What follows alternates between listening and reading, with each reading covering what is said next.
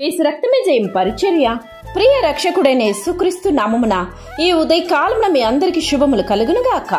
నీవు నీతిగల దానవై స్థాపింపబడుదువు. నీవు భయపడనక్కరలేదు. బాధించువారు నీకు దూరముగా ఉందురు.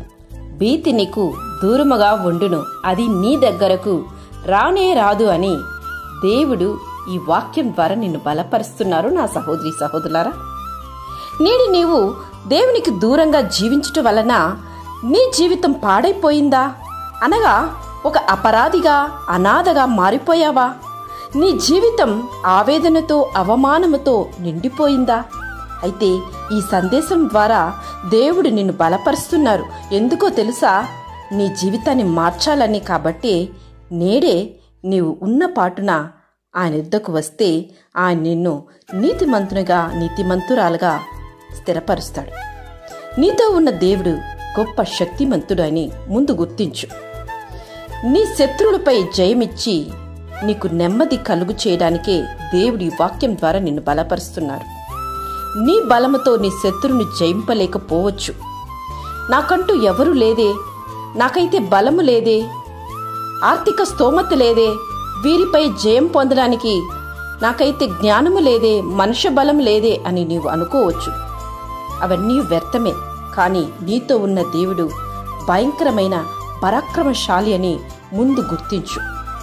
శత్రువులు నీ జోలికి రాకుండా సమాధానము కలుగు చేసి నిన్ను విమోచించు దేవుడు ఆయన. యెహోవా నా పక్షముండగా నాకు విరోధి లేదు అని నీవు చెప్పాలి. నిన్ను సిగ్గుపడనీయక నిన్ను తరుము వారిని సిగ్గుపరచు దేవుడు ఆయన.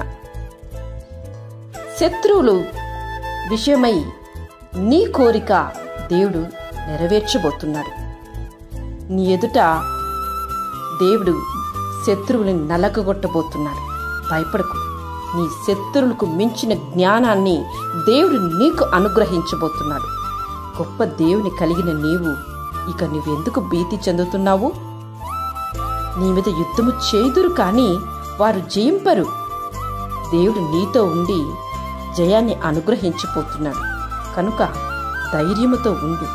నీ వ్యాజ్యాన్ని దేవునికి అప్పచెప్పు. నీవు పోరాడదానికన్నా నీతో ఉండి పోరాడు దేవునికి నీ వ్యాజ్యాన్ని నువ్వు అప్పచెప్పినట్లయితే గొప్ప విజయాన్ని నువ్వు పొందబోవు. ఆమేన్. యేసు రక్తమే జయం పరిచర్యలు. నీ సహోదరి. God bless you.